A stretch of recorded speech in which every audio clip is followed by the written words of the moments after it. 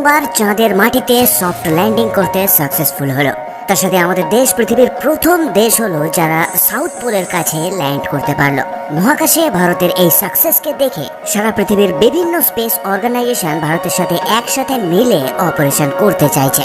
এর কারণ এত কম টাকা খরচ করে এর আগে কেউ কোনোদিন চাঁদে সফট ল্যান্ডিং করতে পারেনি। তার সাথে যেখানে বড় বড় ডেভেলপড কান্ট্রি এই মিশন করতে অসফল হয়েছিল কিছুদিন আগে, সেখানে ভারত সাকসেসফুলি এই কাজটা সবাইকে করে দেখালো। তার সাথে ইসরো চাঁদের এমন একটা জায়গায় ল্যান্ড করলো যেখানে ল্যান্ড করা সত্যি খুবই ডিফিকাল্ট ছিল।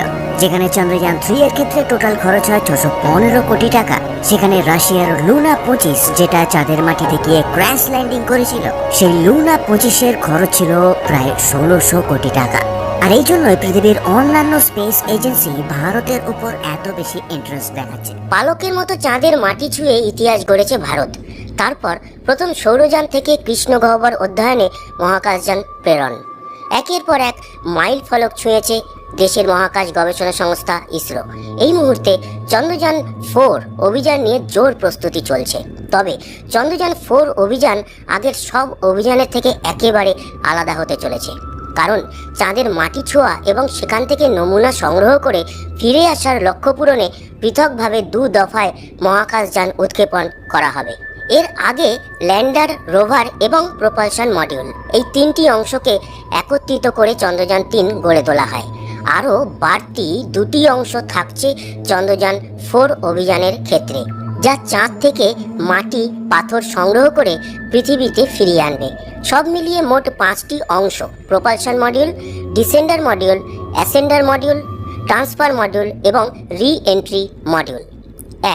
চন্দ্রযান 3 অভিযানের মতোই প্রপালশন মডিউল থাকছে, যা চন্দ্রযান 4কে পথ দেখিয়ে চাঁদের কক্ষপথে নিয়ে যাবে, তারপর আলাদা হয়ে যাবে চন্দ্রযান 4 থেকে। ডিসেন্ডার মডিউল চাঁদের মাটিতে ল্যান্ডারকে নামাতে ব্যবহার করা হবে, ঠিক যেভাবে চন্দ্রযান 3 অভিযানের ক্ষেত্রে ল্যান্ডার বিক্রমকে চন্দ্রপৃষ্ঠে অবতরণ করানো হয়েছিল।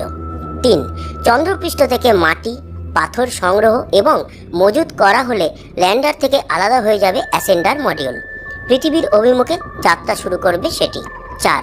মাঝপথে অ্যাসেন্ডার মডিউলের হাত ধরবে ট্রান্সফার মডিউল, অ্যাসেন্ডার মডিউলকে চাঁদের কক্ষপথ থেকে বের করে আনবে। তারপর অ্যাসেন্ডার মডিউল থেকে আলাদা হয়ে যাবে চাঁদের মাটি এবং পাথরে ভর্তি ক্যাপসুলটি। আর 5.